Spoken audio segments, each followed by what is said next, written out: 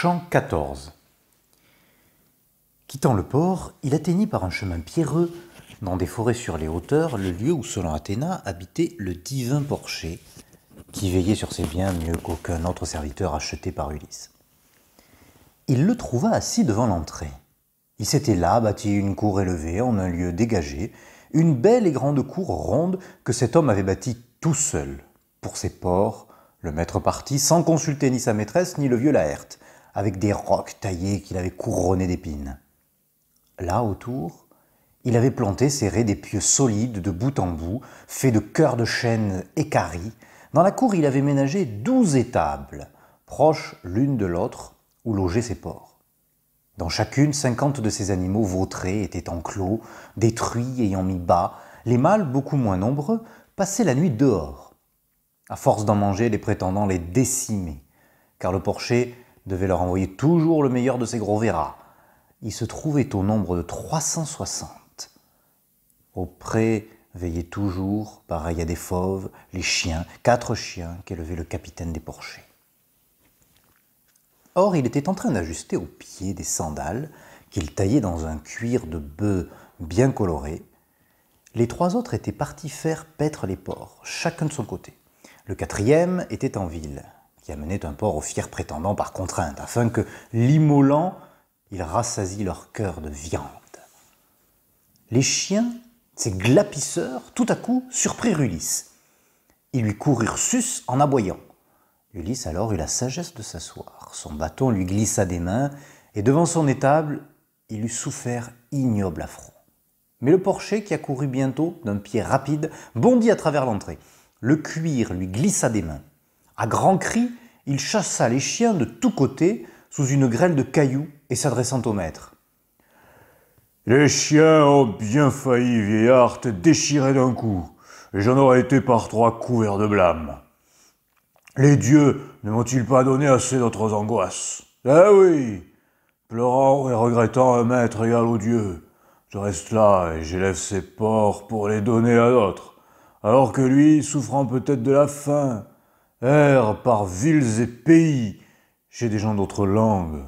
Si lui, s'il voit encore la lumière du soleil. Mais suis-moi, vieux. Entrons dans ma cabane, qu'à ton tour de ce pain et ce vin ayant rassasié ton cœur, tu me racontes où tu es, et l'histoire de tes soucis. » Sur ces mots, le porcher le conduisit à sa cabane, le fit entrer, asseoir, ayant entassé des branchages et mis dessus la grande et épaisse toison. C'était son lit, d'une chèvre sauvage. Ulysse fut heureux d'être reçu ainsi et lui dit ces paroles. « Mon hôte, puissent Zeus et les autres dieux exaucer sous tes plus chers désirs, puisque tu m'accueilles si bien. » Alors, porcher Eumée, tu lui dis en réponse. « Il serait impie, étranger, de mépriser un hôte. Fût-il moindre que moi, car les mendiants, les étrangers viennent de Zeus, et le moindre don leur fait joie qui est nôtre. C'est tout ce que peut faire un serviteur, car il tremble toujours là où des maîtres font la loi, qui sont jeunes. Ah, celui dont les dieux gênent le retour, il m'aurait bien soigné. Il m'aurait donné quelque avoir, une maison, un domaine, une femme de haut prix, tout ce qu'un maître généreux donne à son serviteur. S'il a peiné pour lui et qu'un dieu a béni son champ, comme a été béni ce champ où je me suis fixé. Oui, il m'aurait comblé s'il avait pu vieillir ici. Mais il est mort. Que n'est-il mort plutôt exterminé? Le sang d'Hélène qui a brisé tant de genoux. Car lui aussi, c'est pour l'honneur d'Agamemnon qu'il est parti vers Ilion des beaux chevaux, combattre les Troyens. » Puis, en hâte, il serra sa ceinture sur son manteau et gagna les enclos du peuple des Gorées. Il en prit 2, les apporta, les immola tous 2, les grilla, les hacha, les piqua sur des broches. Puis quand tout fut rôti, il offrit la viande à Ulysse, fumante à bout de broche, et versa la farine blanche. Dans les jattes, il mêla le vin doux comme miel, s'assit face à son hôte et lui fit cette invitation. « Mange donc, étranger, c'est un repas de serviteurs de porcelets. Les cochons gras sont pour les prétendants qui n'ont ni crainte du courroux divin ni compassion. Car les dieux bienheureux n'aiment pas les œuvres cruelles, mais ils honorent la justice et les œuvres intègres. Même de malveillants pirates qui débarquent au pays étranger et à qui Zeus donne butin, quand leur navire plein y repasse chez eux, même eux, la crainte du courroux divin les envahit. Mais ceux-là doivent savoir par quel oracle des dieux sa triste mort. Et ils ne veulent pas faire leur cours selon la loi, ni retourner chez eux, mais bien tranquilles dévorent avec insolence et non sans mesure ses richesses. Autant de nuits, autant de jours que Zeus leur fait. Il leur faut des victimes, et pas rien qu'une ou deux, et le vin, il l'épuise à force d'en tirer. Mon maître, sache-le, était en effet plus à l'aise qu'aucun autre héros, sur l'obscur continent, ou en Ithaque même.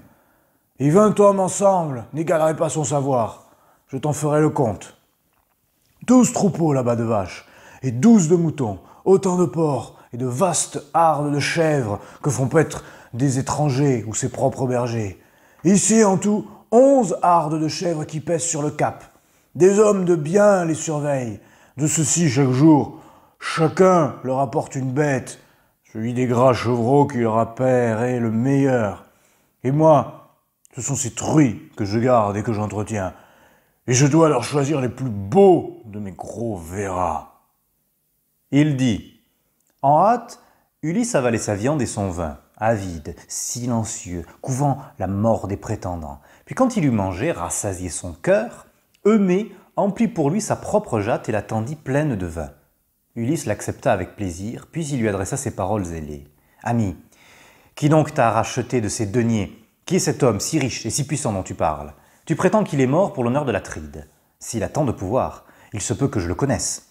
Zeus doit savoir, et les autres dieux immortels, si je l'ai vu, et puis, t'en dire un mot, j'ai tant roulé. » Alors le capitaine des porchers lui répondit. « Vieillard, aucun aventurier ne pourrait plus, venant ici parler de lui, convaincre sa femme ou son fils. À tout hasard, poussés par les besoins, des vagabonds viennent parler ici sans souci de la vérité. Quiconque, ayant erré, échoue en ce pays d'Ithaque, accourt chez ma maîtresse et lui débite quelques fables. Elle l'accueille bien, le choix, le cap de question. Et les pleurer, les larmes coulent de ses yeux comme on l'accorde à celle dont l'époux est mort au loin. Toi aussi, mon vieillard, auras-tu fait d'ourdir un conte pour tâcher d'obtenir cap, tunique et vêtements. Mais lui, déjà les chiens ont dû, et les oiseaux rapides, lui arracher la peau des os, et l'âme est envolée. Ou dans la mer les poissons l'ont mangé, ou bien ses os gisent sur un rivage enveloppé de sable épais. Telle a dû être sa mort, me laissant à tous les siens, mais à moi surtout que souci, car je ne pourrai plus retrouver un autre aussi bon maître, où que j'essaie d'aller. Et même si je retournais au logis de mon père et de ma mère où je suis né, et où ils m'ont nourri eux-mêmes, je ne les pleure pas autant, quel que soit mon désir de les revoir devant mes yeux rentrer dans ma patrie. C'est le regret d'Ulysse, disparu, qui me dévore. Ce héros, étranger, même absent, je sens de la gêne à le nommer. Il m'aimait tant, il avait tel souci de moi. Bien qu'il soit loin de nous, je le nomme encore mon aimé. » Alors Ulysse l'Endurant lui répondit. « Ami, puisque tu nies résolument que tu es sûr qu'il ne reviendra plus, c'est que ton cœur n'est que méfiance. Mais moi, c'est sous serment, et non pas en l'air, que je dis qu'Ulysse reviendra, et que le prix de l'heureuse nouvelle ne me soit accordé que lorsqu'il franchira le seuil. Avant, quel que soit mon besoin, je n'accepterai rien, car celui-là n'est plus odieux que les portes d'Hadès, qui, cédant à sa pauvreté, débitent des histoires. Seul Zeus, avant tous les dieux en soit témoin, et la table de l'hôte, et le foyer et de l'éminent Ulysse que j'atteins. Toutes ces choses adviendront ainsi que je te le dis. À la lune nouvelle, Ulysse arrivera ici, à la fin de ce mois ou au début de l'autre, et en entrant en son logis, il se vengera de quiconque a outragé sa femme et son illustre fils. » Alors, porcher Eumée, tu lui dis en réponse. « Je ne te paierai pas, vieillard, cette heureuse nouvelle. Ulysse ne reviendra plus dans sa maison. Mais bois, en paix, parlons seulement d'autre chose et oublions cela, car j'ai le cœur au fond de ma poitrine qui s'attriste dès qu'on me parle de mon digne maître. Mais laissons ces serments et souhaitons qu'Ulysse revienne ainsi que Pénélope, et moi le désirant, Et le vieillard Laërte. Et Télémaque, ce vrai dieu. Ah, voilà qu'il me faut encore pleurer, le fils d'Ulysse, Télémaque. Les dieux l'avaient nourri tel un surgeon, et j'étais sûr que dans le monde, il ne faudrait pas moins que son père, admirable de stature et de visage. Mais quelque dieu a dû troubler son harmonieux esprit, ou quelque humain. Il est parti s'enquérir de son père à la Pylos des sables. Et les superbes prétendants épient son retour, afin que soient rayés d'Ithaque et le nom et la race du divin Arcisios. Mais laissons ce héros qui a été fait prisonnier ou qui était échappé, protégé par la main de Zeus. À toi, mon bon vieillard, de me conter tous tes soucis et de répondre avec franchise que je sache. Qui es-tu? D'où viens-tu? Quels sont tes parents et ta ville? Sur quel navire es-tu venu? Et comment les marins t'ont-ils conduit ici? Qui prétendis-il être? Car je ne pense pas que tu nous sois venu à pied. L'ingénieux Ulysse alors lui répondit. Oui, je vais là-dessus te répondre en toute franchise. Si nous avions maintenant du loisir, des nourritures et du vin doux, que nous restions dans ta cabane à festiner tout à notre aise, laissant l'ouvrage à d'autres, il se pourrait fort bien que même au bout d'un an entier, je n'eusse pas fini de te raconter mes épreuves, tout ce que j'ai subi de par la volonté des dieux. Je m'honore d'être né dans la vaste Crète, et d'avoir eu pour père un homme riche. Bien des fils avaient été nourris, avaient été nés dans son palais, mais de l'épouse légitime. Moi, ma mère était une esclave, mais autant que ses autres fils, Castor, enfant d'Hylax, dont je suis fier d'être le fils, m'aimait. En Crète, alors, le peuple l'honorait autant qu'un dieu pour son bonheur, son or et pour la gloire de ses fils. Mais les génies de mort vinrent qui l'emportèrent en la maison d'Hadès. Ces orgueilleux enfants se partagèrent ses biens et les tirèrent au sort. On m'octroya une maison, et ce fut presque tout. Je pris femme, pourtant, dans une opulente famille, et grâce à ma valeur, car je n'étais pas sans mérite, ni sans courage au combat. Maintenant, j'ai tout perdu, mais je pense qu'au chaume, on peut reconnaître l'épi. Car vraiment, j'ai connu toutes les misères des hommes. Oui, Arès et Athéna m'avaient octroyé l'audace et le goût du combat. Chaque fois que pour l'embuscade, je triais les meilleurs, couvant la mort des ennemis, jamais mon âme fière ne se souciait de mort. Le tout premier, je m'élançais et cueillais de ma lance tous ceux des ennemis qui n'arrivaient pas à fuir. Tel je fus dans la guerre. Je n'aimais pas les champs, ni la maison qu'on agrandit pour nourrir les enfants. Non, je n'aimais jamais que les bateaux avec leurs rames, les guerres, les épieux acérés et les flèches, ces fléaux qui font frissonner les autres. Voilà ce que j'aimais. Sans doute inspiré par un dieu. Ainsi chacun d'autres voyages fait sa joie. Or, avant que les Grecs n'eussent mis le pied en Troade, 9 fois je conduisis un équipage et une flotte contre des hommes d'autres lieux et fis un grand butin. Je prélevai d'abord ma part, puis j'obtenais beaucoup au sort. Ma maison s'accrut vite et je devins bientôt un objet de respect et de crainte pour les Crétois. Mais lorsque Zeus, l'assourdissant, imagina cet odieux voyage qui brisa tant de genoux, je reçus l'ordre, avec l'illustre Idoménée, de conduire la flotte en Ilion. Le refuser n'eût pas été possible, on eût murmuré dans le peuple. Là-bas, pendant 9 ans nous combattîmes, fils des Grecs, et la 10e, ayant pillé la ville de Priam, nous rentrâmes par la mer, mais un dieu dispersa les Grecs. Zeus, conseiller, me préparait malheur.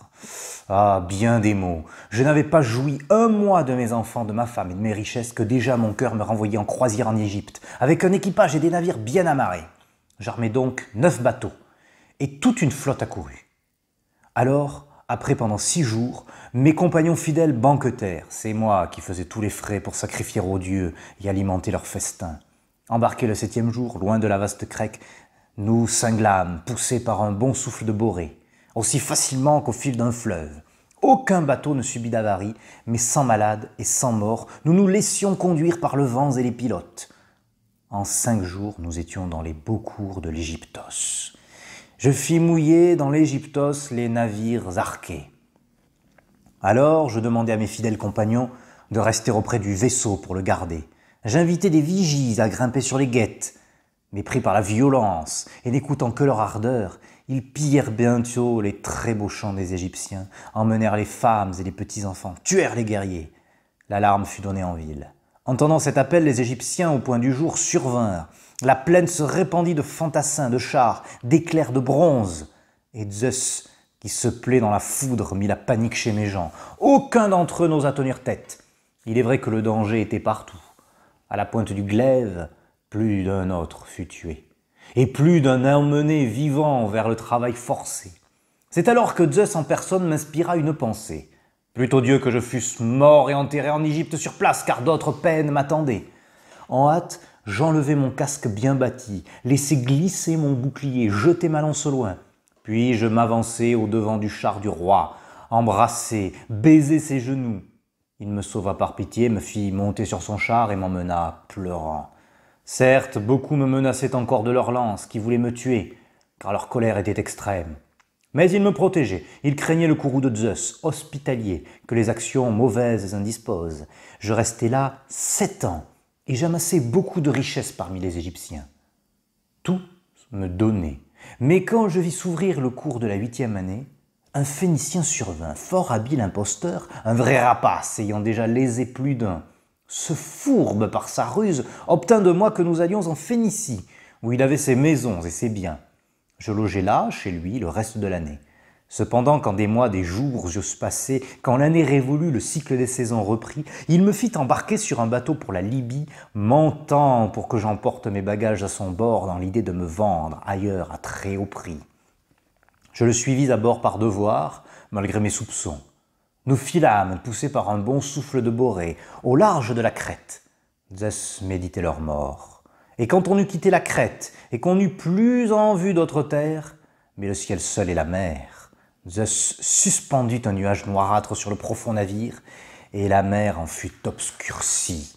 Zeus, ensemble, tonna et foudroya notre bateau qui tourna sur lui-même, frappé par l'éclair de Zeus, et se remplit de soufre.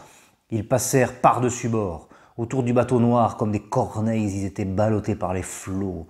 Un dieu les privait de retour. Zeus lui-même, voyant l'angoisse de mon cœur, me mit entre les mains le mât immense du navire à la proue bleue, pour que j'échappe à ce nouveau désastre. Je le tins embrassé, les vents funestes m'emportèrent. Je pus flotter 9 jours. Le 10e, dans la nuit noire, la grande houle me roula vers les bords des Thesprotes.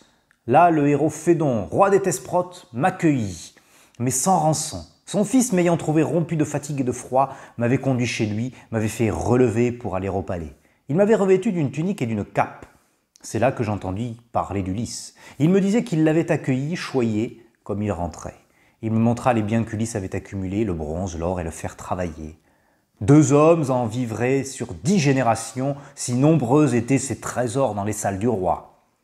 Ulysse, disait-il, avait gagné Dodone, afin de consulter le grand chêne divin de Zeus pour savoir s'il devait rentrer au gras pays d'Ithaque, après une si longue absence, au grand jour ou caché. Il me jura, offrant les libations dans sa demeure, que le navire était à flot et l'équipage prêt qui devait ramener Ulysse en sa patrie. Mais je fus renvoyé avant. Un bateau des Thesprotes appareillait alors pour Dulichion, au beau blé. Il les pria de m'emmener chez le roi Acastos, en veillant bien sur moi, mais de mauvais desseins leur vinrent, pour que je plonge encore plus bas dans l'infortune. Sitôt que leur bateau se trouva très loin de la terre, ils complotaient de me réduire en esclavage. Ils m'enlevèrent mes habits, ma cape et ma tunique et me jetèrent sur le dos cette méchante loque, cette robe en haillons que tu as ici sous les yeux. Le soir, ils arrivaient au champ de cette claire Ithaque. Alors, sur leur navire bien ponté, ils m'attachèrent serré avec un agrès bien tressé, puis ils débarquèrent. En hâte, sur la rive, ils prirent leur souper.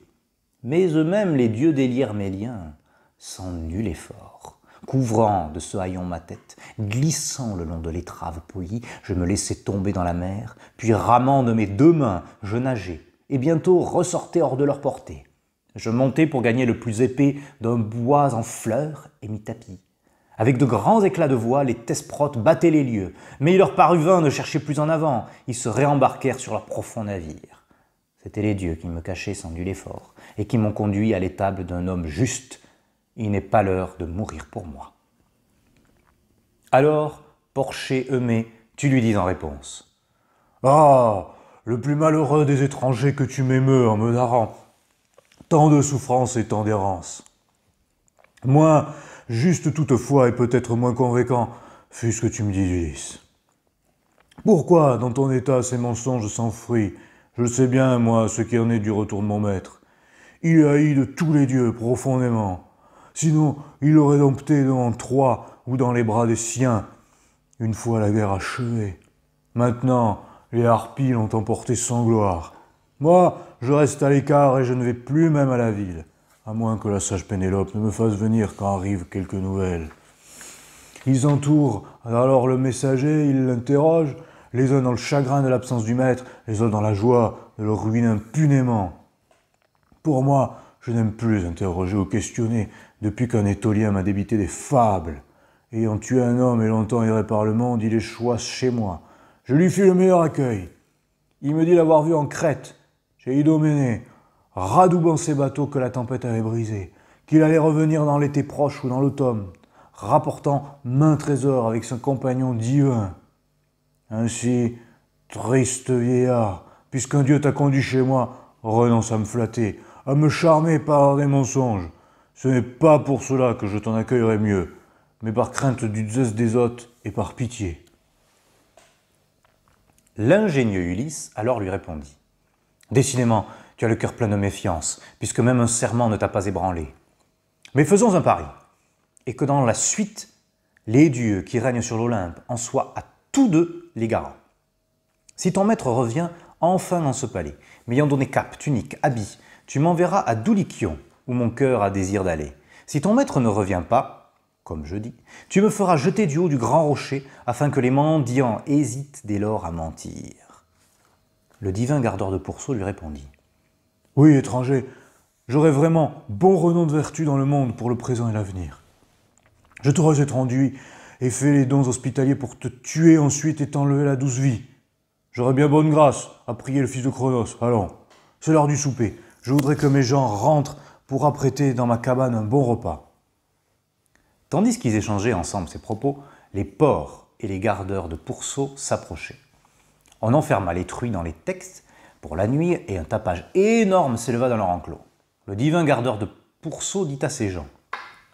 Emmenez le plus beau des porcs que je l'immole à l'hôte venu de loin. Nous en profiterons aussi, nous qui peinons depuis longtemps pour ces porcs aux dents blanches, quand d'autres impunément vivent du fruit de nos fatigues. Là-dessus, il fendit du bois à coups de hache. Ses compagnons furent chercher un cochon de 5 ans. Ils le mirent sur le foyer et le porcher n'oublia pas les dieux, car il était homme de bien. Donc, ayant prélevé des poils sur la tête du porc aux dents blanches, il les jeta au feu, priant les dieux que le sagace Ulysse rentre enfin dans sa demeure. Levant le bras, il l'assomma d'une bûche infendue, et l'âme s'envola. On égorgea, flamba, dépeça promptement. Le porcher sur les morceaux crus qu'il détachait de chaque membre étala de la graisse. Il les jeta au feu, saupoudrés de fleurs de farine, et le reste, haché menu, fut embroché. Tous les morceaux grillés avec soin, retirés de feu, on les jeta ensemble sur des planches, et le porcher se leva pour faire des parts, car il savait le rite. Il partagea toute la viande en 7 portions. Il offrit la première avec ses prières aux nymphes et à Hermès, fils de Maïa, puis une autre à chacun.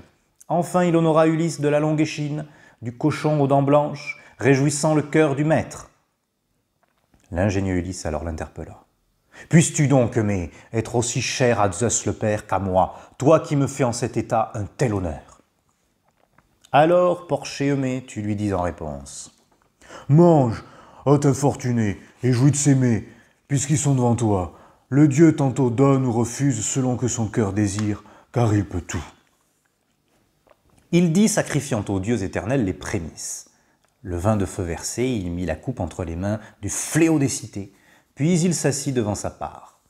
Le pain leur fut servi par Mésolios, que le porcher avait acheté seul, son maître absent, sans consulter ni sa maîtresse ni le vieux à la Laërte. Il l'avait acheté sur sa fortune à des Taphiens. Ils tendirent les mains vers les mets présentés. Puis quand on eut calmé la soif et l'appétit, Mésolios leur enleva le pain. Tous se levèrent, rassasiés de pains et de viande, pour dormir. La nuit qui vint fut maussade, sans lune. Zeus fit pleuvoir toute la nuit, et il soufflait un fort zéphyr, vent de pluie. Ulysse alors parla pour tâter le porcher et voir s'il allait lui offrir son manteau, ou le demander à l'un des pâtres, étant trop soucieux de soi. « Écoutez-moi, Eumée, et vous autres, ses compagnons, j'aurais un aveu à exprimer. C'est le vin qui me pousse. Le vin fou qui engage les plus sages à chanter, à rire doucement, qui nous fait lever pour la danse et nous incite à des propos qu'il eût mieux valu taire. Mais puisque j'ai ouvert la bouche, autant parler. Ah, si j'avais encore la force et la jeunesse, comme quand nous menions cette embuscade sous Ilion. Ulysse et Ménélas l'Atride commandaient. Je faisais le 3e, ainsi qu'il l'avait ordonné.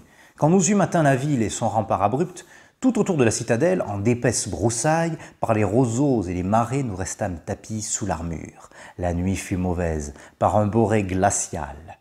La neige qui tombait sur nous devenait givre, froide, et les boucliers s'épaississaient de glace. Tous les autres avaient leur cape et leur tunique et dormaient à l'abri, jusqu'aux épaules sous le bouclier. Mais moi, j'avais laissé mon manteau à mes compagnons imprudemment, ne pensant pas du tout qu'ils gèleraient. Je n'avais que mon bouclier et ma ceinture brillante. Quand les astres baissant, la nuit fut à son dernier tiers, j'interpellai Ulysse. Il était près de moi. En le heurtant du coude, il m'écouta tout aussitôt. « Fils de Laërte, enfant de Zeus, industrieux Ulysse, je ne serai bientôt plus des vivants. Ce froid me dompte. Je n'ai pas de manteau. Un dieu trompeur m'a incité à sortir en tunique, et je ne vois plus nulle issue. » À ces mots, sans attendre, Ulysse eut une idée. C'était un tel héros pour conseiller et pour combattre. De sa voix la plus lasse, il me dit ces paroles. « Silence, maintenant qu'aucun grec ne t'entende. » Puis, appuyant la tête sur son coude, il dit ceci. « Ami, écoutez-moi. Un dieu m'a envoyé ce songe. Nous sommes bien loin des vaisseaux. Quelqu'un n'irait-il pas demander à l'Atride Agamemnon, berger des peuples, de nous faire envoyer des navires, quelques renforts ?» À ces mots, Thoas se leva, fils d'Andrémon, en toute hâte, rejeta son manteau teint de pourpre et courut au vaisseau. Moi, je dormis avec délice dans ses habits, et l'aube au trône d'or parut. Ah, si j'avais encore la jeunesse et la force! Alors, dans cette étable, un porcher m'offrirait sa cape, à la fois par respect et par affection pour un brave. Il ne méprise point à cause de ses loques. Alors, porcher Eumée, tu lui dis en réponse. « Vieillard, la fable que tu m'as contée était parfaite. Et tu ne l'as pas lâché un mot gratuit ou déplacé. Tu ne seras privé ni d'habits ni d'aucune chose qui convienne d'offrir aux misérables suppliants. Du moins ce soir. Mais tu ravauderas ces loques à l'aube. Car nous n'avons ici qu'un petit nombre de manteaux et pas de robe de rechange. On n'a que son habit. » Sur ces mots se levant, il lui dressa auprès du feu une couche qu'il fit de peau de brebis et de chèvre. Ulysse s'y coucha. Eumée le couvrit d'un manteau, un grand manteau épais qu'il gardait en réserve pour s'y rouler quand venaient les grands froids. Ainsi, Ulysse coucha là, et près de lui, les jeunes gens dormaient. Mais le porcher ne voulait pas s'étendre là, loin de ses ports, et il s'équipa pour sortir. Ulysse fut heureux de voir ses biens ainsi soignés, malgré qu'il fût absent. D'abord, il mit son glaive aigu sur ses fortes épaules, puis il passa un manteau très épais contre le vent, prit une grande peau de bique bien velue et un épieu aigu contre les hommes et les chiens. Il partit se coucher là où les cochons aux dents blanches dormaient, sous une roche creuse, à l'abri du boré.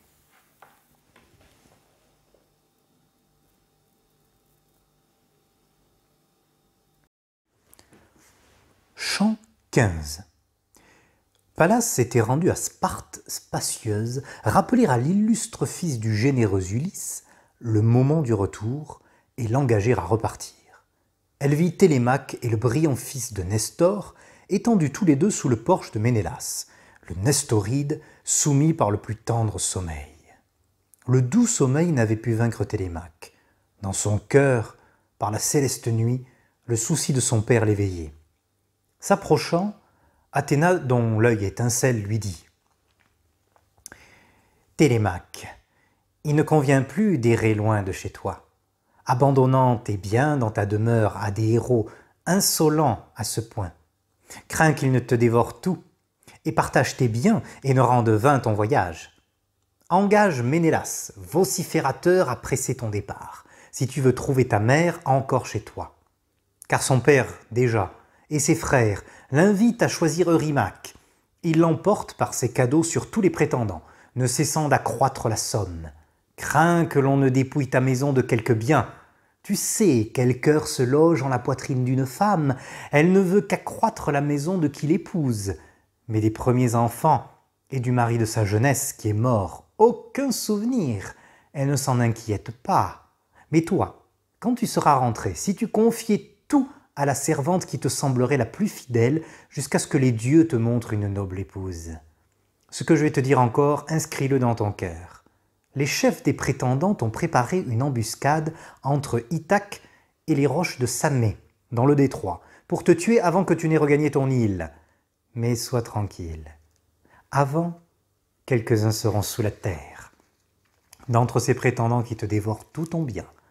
Tiens écarté des îles ton navire équilibré, et navigue toute la nuit. Tu auras vent arrière grâce à celui des dieux qui te garde et veille sur toi. Puis, quand tu atteindras le premier cap d'Ithaque, dépêche le navire avec l'équipage à la ville, et toi, pour commencer, rends-toi chez le porcher qui veille sur tes ports. Il t'a gardé de son affection. Passe la nuit là-bas, et lui, envoie-le à la ville pour annoncer à la très sage Pénélope que tu es sauf, que tu es rentré de Pylos. Là-dessus, elle regagna le grand Olympe. Il arracha le Nestoride aux douceurs du sommeil, en le poussant du pied, et lui tint ses propos. « Réveille-toi, fils de Nestor, attelle au char les longs chevaux ongulés, que nous puissions nous mettre en route. » Pisistrate, fils de Nestor, lui répondit. « On ne peut, Télémaque, encore qu'impatient de partir, rouler par cette obscure nuit, mais l'aube n'est plus loin. Attends que Ménélas, l'Atride illustre par sa lampe, soit venu déposer ses cadeaux dans le char, et qu'il nous congédie avec des paroles aimables, car l'hôte garde pour toujours le souvenir de l'homme hospitalier qui lui donna son affection. » Là-dessus, l'aube vint bientôt, trônant dans l'or. Ménélas vociférateur s'approcha d'eux, ayant quitté le lit d'Hélène aux belles boucles. Aussitôt que le fils d'Ulysse l'aperçut, il se couvrit le corps d'une robe luisante et mit un grand manteau sur ses fortes épaules. Il alla vers la porte et s'approchant de Ménélas. « Atride, Ménélas, enfant de Zeus, grand capitaine, il est temps que tu me renvoies dans ma patrie, car mon cœur maintenant souhaite rentrer au logis. » Ménélas vociférateur lui répondit ces mots. « Télémaque, je ne te retiendrai pas davantage, si tu désires le retour. Je blâme autant chez l'hôte un accueil trop affectueux pour l'invité qu'un accueil trop glacial. Je préfère en tout la mesure. Il n'est pas plus séant de presser le départ d'un hôte qui n'y tient pas que de retenir l'impatient. Mais attends que je pose mes cadeaux dans votre char, de beaux cadeaux pour la joie de tes yeux, et que je dise aux femmes d'apprêter un repas dans la salle sur les réserves, pour votre gloire et votre profit à la fois.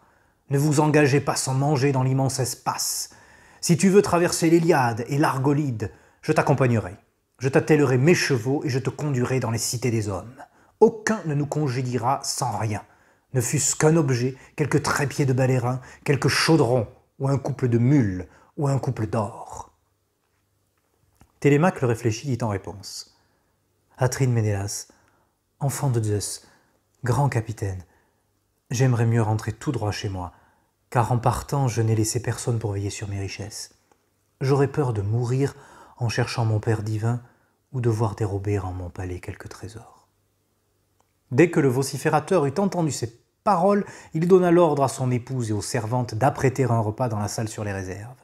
Le fils de Béothéos, Étéoné, survint, sortant du lit, parce qu'il ne logeait pas loin. Le vociférateur l'enjoignit d'allumer le feu et de griller la viande. Il obéit sans plus tarder. Ménélas descendit au trésor odorant, non point seul, mais suivi d'Hélène et de Mécabendès. Puis, lorsqu'il arriva là où sont ces objets précieux, l'Atride se saisit d'une coupe à 2 anses et invita son fils Mégapentès à emporter un cratère d'argent. Hélène était devant les coffres où se trouvaient les voiles toutes brodées qu'elle avait fait. La merveilleuse Hélène alors en choisit un, le plus beau par ses broderies et le plus grand qui brillait comme un astre tout au fond derrière d'autres. Puis ils retraversèrent le palais pour retrouver Télémaque, et le blond Ménélas eut ces mots. « Télémaque, l'époux d'Héra, le retentissant Zeus, veuille mener à bien ton retour, selon tes désirs. Et de tous les trésors que cache ma maison, je t'offrirai le plus précieux et le plus beau. Je t'offrirai un cratère ouvragé tout en argent, et les lèvres couvertes d'or, une vraie œuvre d'Héphaïstos. Je l'ai reçu de Phaidimos, le roi des Sidoniens, dont la demeure m'accueillit à mon retour ici, et je désire qu'il soit tien. » Ayant ainsi parlé, l'Atride lui remit en main la grande coupe, quand au cratère éblouissant, le fort Mégapentès le posa devant lui, tout en argent. Hélène, aux belles joues, vint à son tour, tenant le voile dans ses mains, et lui dit ces paroles. « À mon tour, cher enfant, je te donne en cadeau ce souvenir des mains d'Hélène. Que ta femme le porte à l'heure désirée des noces. Jusque-là, que ta mère le garde dans sa chambre. Je te souhaite heureux retour dans ta forte maison et sur le sol de ta patrie. » À ces mots, il reçut le cadeau avec joie. Le héros Pisistrate les rangeait dans la corbeille comme on les lui passait et admirait tout dans son âme. Puis le blond Ménélas les conduisit en sa maison. Ils s'assirent alors sur les chaises et les fauteuils. Une femme portant dans une belle aiguière d'or l'eau lustrale en versa pour les rincer les mains dans un bassin d'argent et leur dressa une table polie. Puis la digne intendante s'approcha portant le pain. Le fils de Boothéos tranchait, distribuait les parts de viande. Versait le vin, le fils du glorieux Ménélas. Ils tendirent les mains vers les mets à présenter. Puis, quand on eut calmé la soif et l'appétit, Télémaque et le fils illustre de Nestor, les chevaux attelés, montèrent sur le beau char peint et quittèrent l'entrée et le porche sonore. Le fils d'Atrée, le bon Ménélas, les suivait, tenant le vin au goût de miel dans la main droite et une coupe d'or pour la libation du départ. Il s'arrêta devant les bêtes et dit, levant la coupe, « Mes vœux pour vous, jeunes gens, et pour le berger des peuples, Nestor, qui fut pour moi un véritable père quand nous luttions sous Ilion, nous autres Grecs. » Télémaque le réfléchit, dit en réponse, « Sois sûr, enfant de Zeus, qu'une fois arrivé là-bas, nous lui rapporterons tous tes propos, et le ciel veuille que rentré en Ithaque, je trouve Ulysse à la maison, pour lui dire avec quelle affection sans réserve tu m'as reçu, et lui montrer ses superbes cadeaux. » Comme il parlait ainsi, un oiseau passa sur sa droite, un aigle de la cour emportant dans ses serres une oie, une énorme volaille. Les valets et les femmes le poursuivirent en criant. L'aigle s'approcha d'eux, puis devant les chevaux, partit à droite. À cette vue, chacun se réjouit, et tous les cœurs s'épanouirent. Pisistrate, fils de Nestor, prit la parole. « Explique, Ménélas, enfant de Zeus, grand capitaine, si c'est pour nous ou pour toi seul qu'un dieu fit voir ce signe. » À ces mots, Ménélas, favori d'Arès, réfléchit afin de lui donner la réponse qui convenait. Mais Hélène, voilée, prenant les devants, déclara.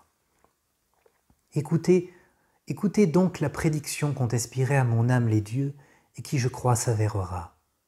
Comme cet aigle a ravi l'oie élevée au palais, venu de la montagne où sont ses parents et sa race, ainsi Ulysse, après maintes souffrances et maintes errances, rentrera au logis pour se venger. Peut-être est-il déjà chez lui, couvant la mort de tous les prétendants. » Télémaque le réfléchit, dit en réponse. « Zeus le veuille en effet, l'époux retentissant des rats. Alors, même là-bas, je t'invoquerai comme un dieu. » Il dit, fouetta ses chevaux, et ceux-ci, en toute hâte, bondirent vers la plaine, ardents à travers la ville. Ils firent tout le jour trembler le joug qui les couplait. Le soleil se coucha, et l'ombre envahissait les rues. Ils atteignirent Phère et la demeure de Dioclée, fils d'Ortiloque, dont le père fut Alphée. Celui-ci leur offrit l'hospitalité pour la nuit. Lorsque parut naissant dans le matin l'aube aux doigts roses, les chevaux attelés, ils montèrent sur le char peint et quittèrent l'entrée et le porche sonore. Il fit claquer son fouet, les chevaux volontiers bondirent, ils eurent vite atteint l'abrupte cité de Pylos. Et Télémaque dit alors à Pisistrate, « Pisistrate, me promets-tu d'exaucer le souhait que voici? Nous serons désormais liés par l'amitié, puisque nos pères sont amis et notre âge identique. Et ce voyage encore aura resserré notre entente. Mène-moi donc au port, enfant de Zeus, et pas plus loin que le vieillard chez lui ne me retienne pas de force pour me fêter. Il faut que j'arrive au plus vite. » À ces mots, le fils de Nestor se demanda comment il lui tiendrait décemment sa promesse. Tout compte fait, voici ce qui lui parut le meilleur. Il mena les chevaux au prompt navire et au rivage, transporta les beaux dons du char jusqu'à la poupe, l'étoffe et l'or dont Ménélas l'avait comblé, puis le pressant lui dit ces paroles ailées. « Maintenant, monte en hâte et fais monter ton équipage avant que je ne sois rendu et ne parle au vieillard, car je sais bien ceci dans mon âme et dans mes entrailles, Son cœur est emporté.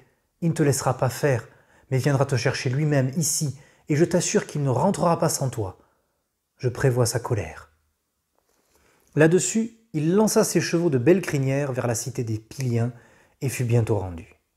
Télémaque pressait de ses ordres ses compagnons. « À bord du bateau noir, compagnons, rangez les agrès et embarquons, que nous puissions nous mettre en route. » Ainsi dit-il, ils obéirent à son ordre, s'embarquèrent en hâte et prirent place à leur tollé. Télémaque s'affairait donc et priait Athéna, sacrifiant près de la poupe. Un homme s'approcha, un étranger qui avait fui l'Argos, ayant tué un devin. Il était de la race de Mélampous, qui habitait jadis Pylos, la mère des troupeaux, dans un palais plus beau qu'aucun autre, étant riche. Puis il partit pour l'étranger, fuyant sa terre et le plus noble des vivants, Nélé, le magnanime, qui lui retint de force durant tout un an de grands trésors. Lui, cependant, chez Phylacos, dans des liens douloureux, souffrait de grands tourments à cause de la fille de Nélé et de la faute que l'affreuse Irynie lui avait fait commettre. Mais il put fuir la mort, emmener les bœufs mugissants de Phylaxée jusqu'à Pylos et châtier de son crime Nélé égal aux dieux. Il célébra les noces de son frère. Il gagna les pays étrangers, Argos, nourrice des chevaux, où le sort lui permit de s'installer et de régner sur un peuple nombreux.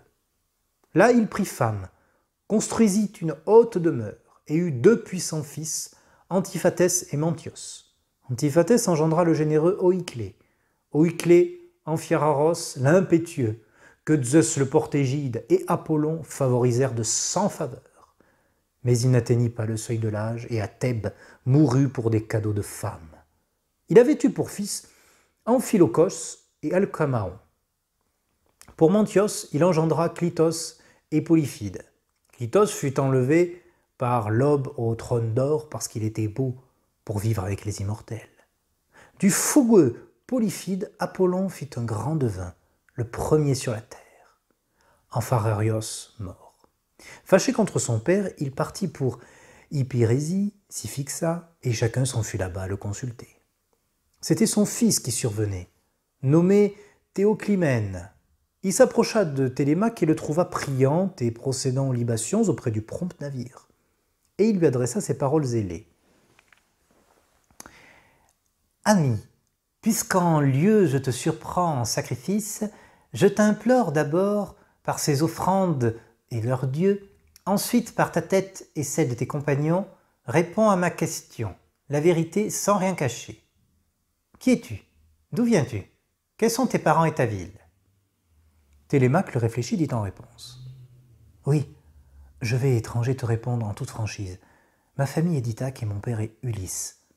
Si du moins cela fut. Mais il est mort de triste mort, et c'est pourquoi, prenant des compagnons, un bateau noir, je partis m'informer de ce père toujours absent. » Alors Théoclymène, égal aux dieux, prit la parole.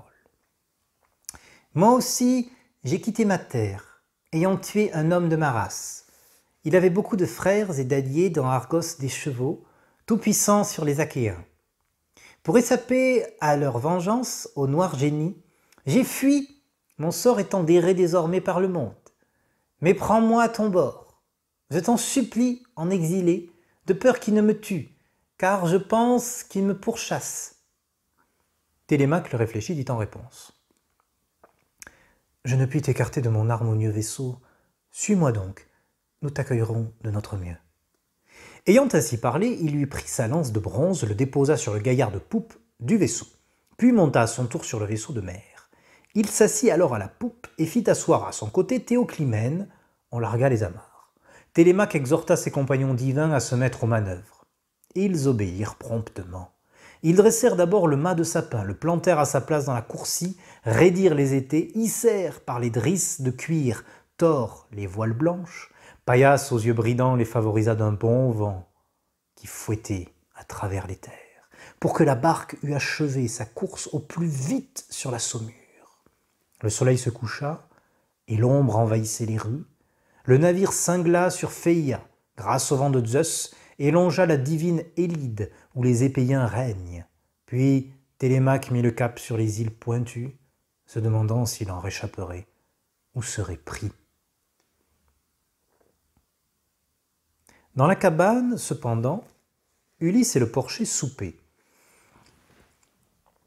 À côté d'eux soupaient les autres serviteurs. Quand on eut apaisé la soif et l'appétit, Ulysse dit pour tâter le porcher et voir s'il encourant de soins, il l'inviterait à rester dans sa campagne ou s'il l'enverrait à la ville. Écoute-moi, Eumée, et vous autres, ses compagnons. Dès l'aube, je voudrais me rendre à la cité pour y mendier, afin de n'être plus à votre charge. Mais renseignez-moi bien et accordez-moi un bon guide que me mène là-bas. Ensuite, il faudra que je rôde par la ville, à quêter un bout de pain et un peu d'eau. Et si je gagne le palais d'Ulysse, je donnerai nouvelle à la très sage Pénélope, ou je me mêlerai aux prétendants pleins d'insolence dans l'espoir que leur opulence me nourrisse. J'aurai tout fait de les servir quand ils voudront. Car, je vais te le dire, écoute-moi, comprends-moi bien. Grâce à Hermès, le messager qui accorde la gloire et la beauté aux ouvrages des hommes, pour le service, aucun mortel ne peut m'en remonter. Dresser le feu, fendre les bûches sèches, trancher la viande, la griller, verser le vin, tout ce que font enfin les gens de peu chez les seigneurs. Avec un grand soupir, tu lui réponds, porcher Eumée. Hélas, mon hôte, que vas-tu te mettre en tête? Désires-tu vraiment trouver ta perte ici, en entrant dans la société des prétendants dont la violence et les excès ont jusqu'au ciel de fer? De plus, leurs serviteurs n'ont pas ta piteuse apparence. Ce sont de jeunes gens aux beaux manteaux, aux belles robes, les cheveux reluisants, le visage agréable, qui leur font leur service, et les tables polies ploient sous le poids du pain, du vin et de la viande. Non, reste ici. Personne ne se plaint que tu sois là, ni moi, ni aucun de ses compagnons qui sont à moi. Mais quand le fils d'Ulysse rentrera, il te donnera, lui, cape, tunique et vêtements, et il te convoiera en quelque lieu que tu voudras. Alors Ulysse, l'endurant, lui répondit. Puisses-tu donc, Eumée, être aussi cher à Zeus le Père qu'à moi, toi qui mets fin à mes errances, à mon malheur. Rien n'est pire pour les mortels que ce vagabondage, et c'est ce maudit ventre qui leur donne ces soucis. Mais puisque tu m'engages à l'attendre et me retiens, parle-moi donc de la mère d'Ulysse, et de son père qu'il quitta au seuil de la vieillesse. Sont-ils encore vivants, sous les feux du soleil, ou sont-ils déjà morts, et dans les demeures d'Hadès? Alors le maître des porchers lui répondit. Oui, je vais étranger te répondre en toute franchise. Laërte vit encore, mais implore Zeus chaque jour que le souffle quitte son corps en sa maison. Il est inconsolable de l'absence de son fils et de la sage épouse de jeunesse dont la mort l'affligea tant qu'il en fut brusquement vieilli. Elle mourut du deuil de son glorieux fils, une piteuse mort dont puissent ne jamais mourir des habitants d'ici ceux que j'aime et qui me le rendent. Tant qu'elle était encore là, en dépit de sa peine, j'aimais aller l'interroger, la questionner. Elle m'avait nourri dans le même temps que sa fille, la cadette de ses enfants, Ctymène, aux longues robes. Avec elle, honoré presque autant qu'elle, on m'éleva. Quand nous eûmes tous deux atteint l'amable adolescence, on l'offrit à quelqu'un de Samé, pour de grands cadeaux, et moi, sa mère m'ayant revêtu de beaux habits, cape et tunique, et chaussé mes pieds de sandales, on m'envoya au champ. Elle ne m'en aima pas moins. Maintenant, tout cela, je te l'ai perdu. Et cependant, les dieux bénissent le domaine où je me suis fixé, j'ai pu boire, manger, et donner à qui en est digne. De la dame, aujourd'hui, on ne peut plus tirer un mot. Un geste doux, car le malheur a fondu sur son toit, c'est insolent. Les serviteurs ont pourtant grand besoin de parler à la dame, de l'interroger sur tout, mangeant, buvant un coup, puis emportant au champ un de ces riens faits pour leur réchauffer le cœur. L'ingénieux Ulysse alors lui répondit. Malheur, ainsi encore tout enfant, porcher Eumée, tu iras loin de tes parents, de ta patrie. Mais voyons, parle-moi sans rien dissimuler. Fût-ce lors du pillage de la ville aux larges rues, où demeurait ton père et ta royale mère, ou si resté tout seul avec tes brebis et tes vaches, des scélérats t'ont pris à leur bord et vendu au palais de ce roi qui paya le prix qu'il fallait. Alors, le maître des porchers lui répondit. Étranger, puisque tu me poses ces questions, écoute et prends plaisir en silence, buvant ton vin tranquillement. Ces nuits n'ont pas de fin, on peut dormir ou bien prendre plaisir à des paroles. Il ne faut pas te rendre au lit si tôt, trop de sommeil aussi fatigue. Mais s'il est un de vous que son âme y invite, qu'il aille se coucher dehors. Demain au point du jour, sitôt son repas pris, qu'il parte avec les porcs du maître. Pour nous, buvant et baquetant, dans la cabane, prenons plaisir ensemble à nous souvenir de nos tristes soucis. Car l'homme tire joie de ces mots même, qui a connu maintes souffrances et maintes errances. Je vais répondre donc aux questions que tu m'as posées. Il est une île nommée Syrah, tu la connais peut-être, au-dessus d'Ortigui, où tourne le soleil. Peu peuplée, c'est pourtant une terre assez bonne pour les bœufs, le mouton, le vin et le froment. Le peuple ignore la famine. Aucune autre odieuse maladie ne s'y attaque aux malheureux mortels. Quand les générations dans les villes vieillissent, Apollon, Dieu à l'arc d'argent, et Artémis viennent de leurs plus douces flèches les frapper. Il y a 2 cités qui se partagent le pays. C'est sur ces 2 cités que mon père régnait. Ctésios, fils d'Orménos, semblable aux immortels. Là survinrent un jour de ces fameux marins de Phénicie, de vrais rapaces, avec leur cargaison de camelotes. Or, nous avions chez nous une Phénicienne, belle, grande et savante en splendides ouvrages. Ces enjôleurs de Phéniciens la subornèrent. L'un d'abord au lavoir, trop près du bateau creux, la séduisit. Cela trouble le cœur des faibles femmes, même les plus honnêtes. Puis il lui demanda qui elle était, d'où elle était. Elle, aussitôt en lui montrant le palais de mon père. « J'ai l'honneur d'être de Sidon, ville du bronze. Je suis la fille d'Aribas, chez qui l'or coule à flots. Mais des pirates de Taphos m'ont enlevé comme j'allais au champ, amené ici, puis vendu au palais de ce roi qui paya le prix qu'il fallait. » L'homme dit alors qu'il avait connu en secret. « Eh bien, ne veux-tu pas retourner chez toi avec nous pour revoir la haute maison de tes parents et tes parents, car ils sont toujours là, et on les dit riches. » La femme alors reprit la parole et lui dit « Cela pourrait se faire pour peu, marin, que vous vouliez promettre ce serment de me ramener sain et sauve. » À ces mots, ils jurèrent tous docilement. Quand ils eurent juré et scellé le serment, la femme encore reprit la parole et leur dit « Maintenant, plus un mot, que nul d'entre vous ne m'adresse la parole, s'il me rencontre dans la rue ou bien à la fontaine, afin qu'on n'aille pas là-bas en parler au vieillard. Alerté, il m'enchaînerait dans des liens douloureux et méditerait votre perte. Gardez bien mon conseil en tête et hâtez vos achats. Puis dès que le navire aura fait son plein de richesses, envoyez-moi prompte nouvelle en la demeure. J'apporterai de l'or, ce qu'il y aura sous la main. J'aimerais aussi bien payer le prix de mon passage, car j'élève dans le palais le fils de ce seigneur, un astucieux enfant qui trotte après moi quand je sors. Je pourrais l'emmener à bord, et il vous vaudrait un très haut prix, ou que vous le vendiez chez des gens d'autres langues. » Sur ces mots, elle regagna le beau palais. Eux demeuraient encore chez nous toute une année, dans le profond navire arrimèrent plus d'un achat. Quand fut chargé le creux vaisseau, ils étaient pour partir, et envoyèrent un des leurs en avertir la femme. Cet homme fort adroit s'enfuit au palais de mon père avec un collier d'or paré de perles d'ambre. Les servantes dans la grande salle et ma royale mère le palpaient dans leurs mains, l'examinaient des yeux, disaient un prix. Lui, sans un mot, fit un signe à la femme. Puis là-dessus, il regagna le creux navire. Elle me prit la main et m'emmena dehors. Dans l'avant-salle, elle trouva les coupes sur les tables du festin que mon père avait offert à ceux qui l'assistaient. Il venait de se rendre au parlement du peuple. Ayant vite caché 3 coupes dans son sein, elle les emporta, et moi, l'étourdi, je suivis.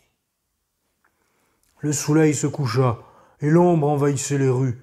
Nous arrivâmes, ayant marché grand train, au fameux port où se trouvait le prompt vaisseau des Phéniciens. L'équipage embarqué cingla sur les routes humides, avec nous 2 à bord. Zeus leur envoya un bon vent. 6 jours durant, nous naviguâmes jour et nuit. Quand le fils de Cronos fit venir le 7e jour, Artémis Sagittaire frappa cette femme de peu.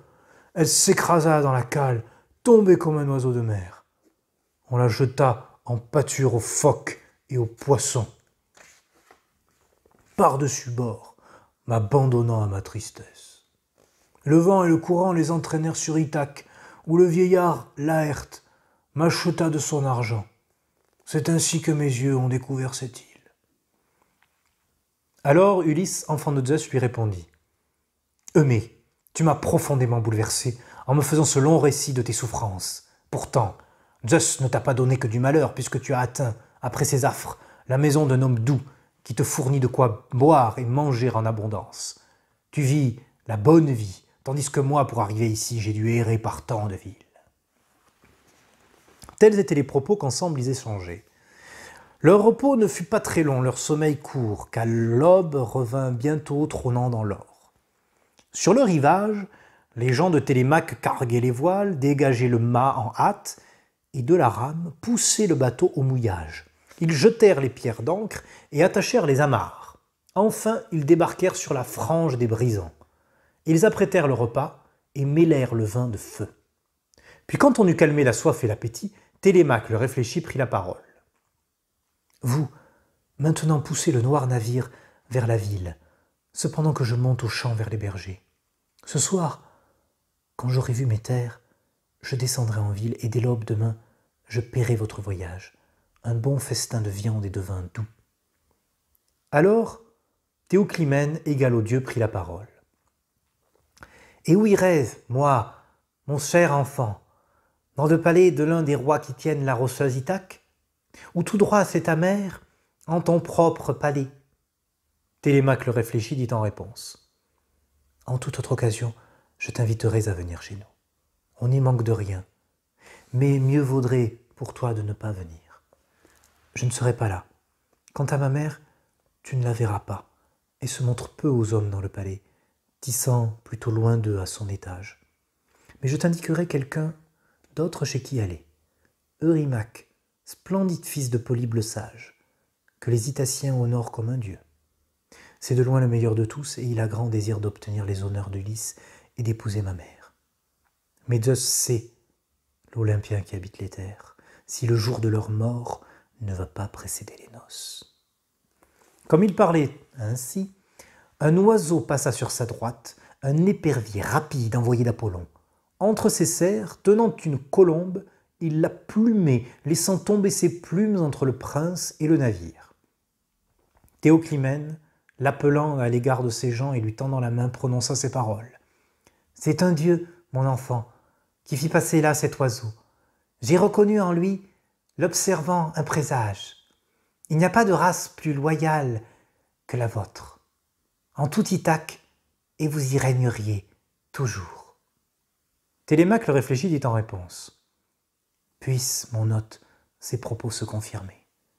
Tu connaîtrais bientôt ma gratitude et mes largesses, tant qu'à ta seule vue, on devinerait ton bonheur. » Puis s'adressant à Piraeos, fidèle compagnon. « Fils de Clitos, toi qui me sers en toutes choses, mieux qu'aucun de ceux-là qui me suivira Pylos, fais-moi ceci encore. Conduis cet hôte en ta maison. Faites-le, honore-le, jusqu'à ce que je rentre. » Piraeos, l'illustre lancier, lui répondit. « Télémaque, tu peux rester là-bas longtemps, je prendrai soin de lui, et il ne manquera de rien. » Sur ces mots, il monta à bord et invita ses gens à monter à leur tour et à larguer l'amarre. Embarqués promptement, ils prirent place à leur tollé. Télémaque à ses pieds mit de belles sandales et prit sa forte lance à la pointe de bronze sur le tillac. Ils détachèrent les amarres et repartirent pour la ville, ainsi que le voulait Télémaque, le fils du généreux Ulysse. Celui-ci, promptement, ses pieds l'emportaient vers la cour, où se trouvaient ces milliers de porcs, parmi lesquels dormait le bon porcheux, tout dévoué à ses 2 maîtres.